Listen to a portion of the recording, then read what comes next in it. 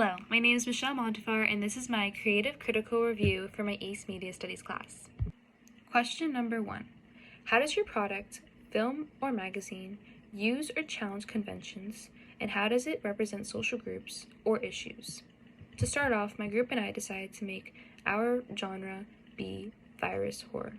We based our film off of the coronavirus, also known as COVID-19, due to the fact that we have all been through the pandemic and thought we can capture it on film better because of our personal experiences with it. We named our film The Virus. The Virus is about a girl named Megan, which is the main character, spreading this virus to many people after being on a humanitarian trip in Puerto Rico after a very destructive hurricane. Just like COVID, it came from a different country, and the virus just got very spread out very quickly, and afterwards it shows Megan getting sick and slowly spreading it to others. Our film's social aspect is the fact that it is a virus being spread and how it affected individuals and how they reacted to it, as well as the society as a whole. Our film specifically did not challenge any stereotypical norms, but our film shows the struggles that people must overcome and challenges due to being very sick. It shows how no matter your social class, no one is immune and can catch it at any time. We chose to have our B-roll be in the airport to establish the setting and for the audience to have an understanding of how and where the virus started to evolve when she was on her way back from the trip, not feeling good.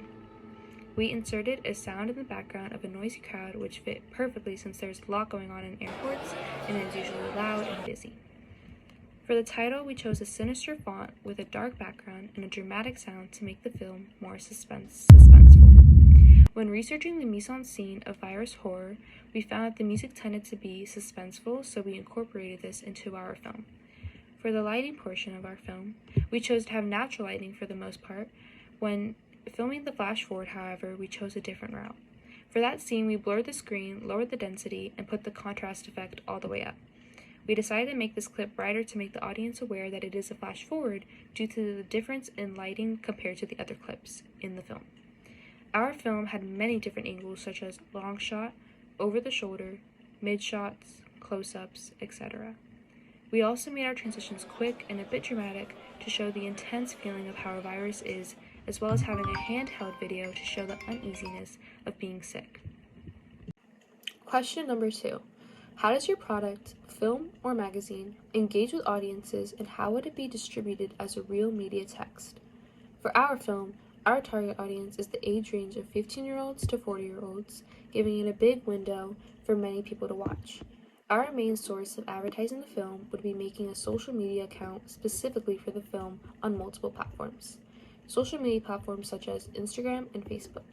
Instagram leaning towards the younger demographic and Facebook leaning towards the older demographic. We would make posts such as the release date and in between that time frame, post teasers to get the viewers excited and ready to watch the film. We would also place ads in streaming services that have commercials for people that don't pay for premium, which is a large amount of people. We would place them in a streaming services that would fit in the age range we want our target audience to be in, such as Hulu and Netflix. Hulu and Netflix are popular streaming services that have millions of users, all different ages, making it a great place to get our film out there and ready for people to watch. We would also insert a trailer for the film in the beginning credits and commercials of movies available in movie theaters, specifically in movies similar to our film, such as horror movies, so that the viewers watching the movie in the movie theaters would most likely want to watch our film, The Virus, as well. We would make the actor portraying Megan, the main character in our film, the face of the film, and have her also advertise the film on her own social media account with her larger following. We would set her up for multiple interviews with known talk show artists to talk about the film and help make sure people want to watch it. Question number 3. How did your production skills develop throughout this project? Before we started the process of making our own film, I had no production skills. In the beginning of this project, we just started brainstorming a bunch of ideas until we came up in making a virus horror film of our own. We then made a storyboard, roughly planning how the clips would go and what order they would be in. We even watched the first 2 minutes of many virus horror movies after doing some research to get an understanding and a feel of what we wanted our film to be like. Our teacher also showed us many different films with all types of genres, and we took notes on the mise-en-scene, including lighting, dialogue, sound, costumes, angles, etc., and we incorporated this into our own film.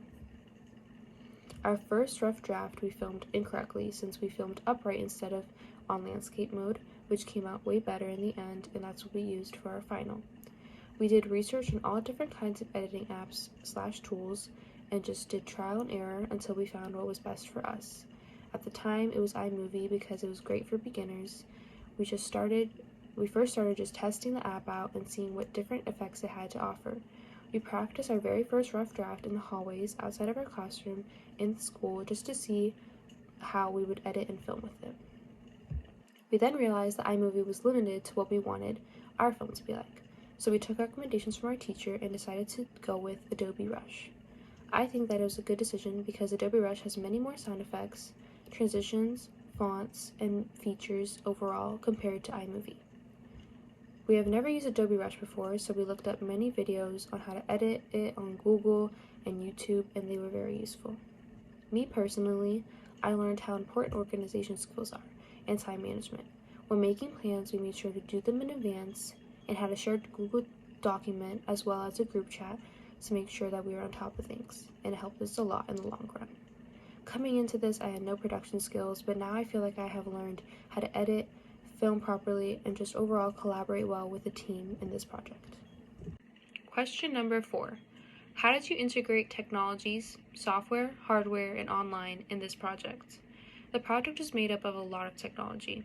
In the beginning, we were thinking of wanting to film on an actual camera, whether that be the camera available at school, used for journalism, yearbook, and TV production, or from one of our group mates. But we then realized it would be harder to learn and transfer the files to our computer, and it would just be a hassle to bring it into our phones. So we thought of using one of our phones, and it was a newer phone, the iPhone 14, to record the whole film.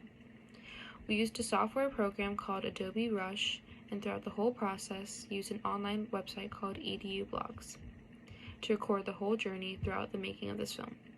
In the beginning, we used the internet a lot to research and brainstorm ideas on what to do our film on. And throughout the process of this project as well, we still researched to make the film as realistic and accurate as possible. We used Google to look up and how to edit on our app, Adobe Rush, and YouTube to watch tutorials as well.